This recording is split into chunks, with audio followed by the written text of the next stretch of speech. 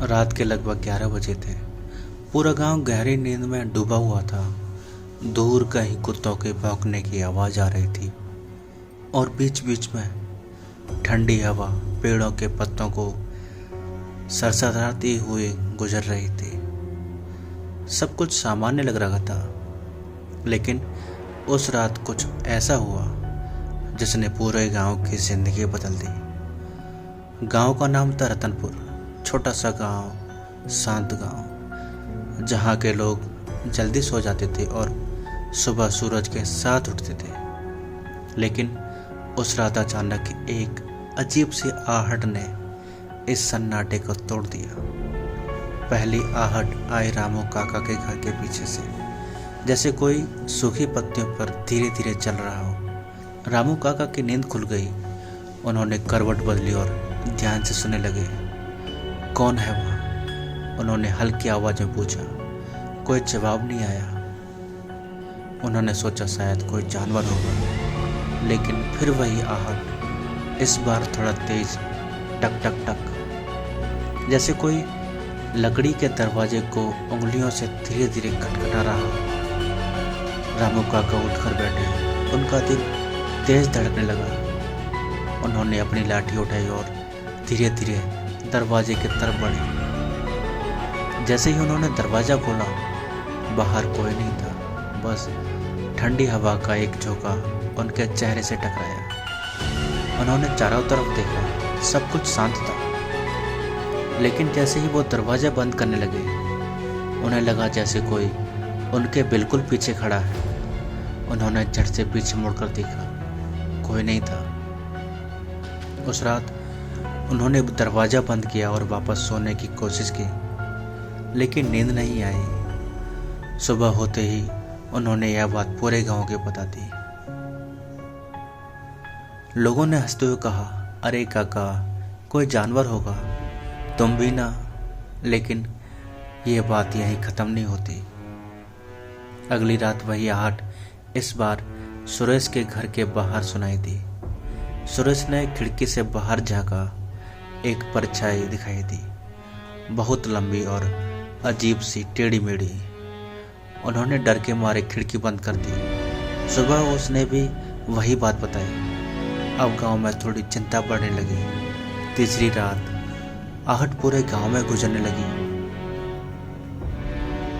कभी किसी के दरवाजे पर, कभी किसी की छत पर, जैसे कोई पूरे गांव में घूम रहा हो, लेकिन कोई उसे देख नहीं पा रहा था। बस आवाज और एक अजीब सी ठंडक। गांव के बुजुर्गों ने कहा, यह कोई सामान्य बात नहीं है। उन्होंने पंडित जी को बुलाया।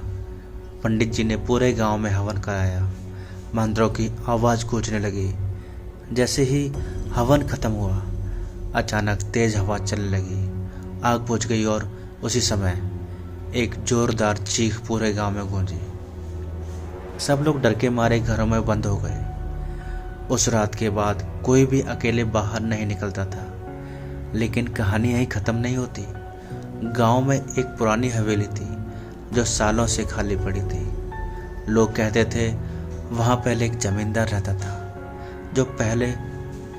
जो बहुत निर्दयी था। उसकी मौत भी बहुत रहस्यमयी तरीके से हुई थी। किसी ने कहा उसने आत्महत्या की, तो किसी ने कहा उसे किसी ने मार दिया। लेकिन सच किसी को पता नहीं था। उस हवेली के पास कोई नहीं जाता था।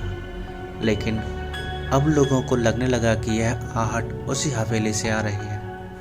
एक दिन गांव के 3 लड़के, राजू, अमित और दीपक ने फैसला किया कि वो सच्चाई पता करेंगे। रात को तीनों टॉर्च लेकर हवेली की तरफ निकल पड़े। हवा बहुत तेज चल रही थी। पेड़ों की शाखाएं अजीब आवाजें कर रही थी, जैसे कोई फुसफुसा रहा हो। हवेली के पास पहुंचते ही उन्हें ठंड का एहसास हुआ। राज ने कहा, कुछ तो गड़बड़ है। अमित ने दरवाजा धक्का देकर खोला। दरवाजा अपने आप चर्र की आवाज में अंदर खुलने लगा। अंदर अंधेरा था और एक अजीब सी बदबू। तीनों धीरे धीरे अंदर गए। जैसे ही वो अंदर पहुंचे, अचानक दरवाजा अपने आप बंद हो गया। धड़ाम। तीनों डर गए। दीपक चलाया, किसने बंद किया? दीपक चिल्लाया, किसने बंद किया? लेकिन कोई जवाब नहीं आया। तभी आहट टक टक टक ऊपर से आ रही थी, जैसे कोई छत पर चल रहा हो। राज ने कहा, चलो ऊपर चलते। तीनों सीढ़ियों की तरफ बढ़े। हर कदम के साथ आहट तेज होती जा रही थी, जैसे कोई उन्हें ऊपर बुला रहा हो। जैसे ही वो ऊपर पहुंचे, उन्होंने देखा एक कमरा खोला हुआ था। अंदर से हल्की रोशनी आ रही थी। तीनों धीरे धीरे अंदर गए और जो उन्होंने देखा वो देखकर उनके होश उड़ गए। कमरे के बीचों बीच एक पुरानी कुर्सी रखी थी और उस कुर्सी पर कोई बैठा था। उसका चेहरा दिखाई नहीं दे रहा था, बस लंबे लंबे बाल और झुका हुआ सिर। अमित ने डरते हुए पूछा, कौन है? कोई जवाब नहीं आया। तभी वो आकृति धीरे धीरे खड़ी हुई और फिर उसने अपना चेहरा ऊपर उठाया। उसकी आंखें पूरी तरह काली थी, चेहरा सड़ा हुआ और होठों पर एक डरावनी मुस्कान। दीपक चीखा, भागो! तीनों भागने लगे, लेकिन दरवाजा बंद था। पीछे से कदमों की आवाज आने लगी, टक टक टक। वो बिल्कुल पीछे आ चुका था। राज ने जोर से दरवाजा धक्का दिया। दरवाजा खुल गया। तीनों बाहर भागे और बिना पीछे देखे गांव की तरफ दौड़ पड़े। सुबह जब गांव वाले हवेली गए तो वहां कुछ भी नहीं था, बस तीनों के पैरों के निशान और जमीन पर खून के हल्के धब्बे। तीनों लड़के बेहोश हालत में गांव के बाहर मिले।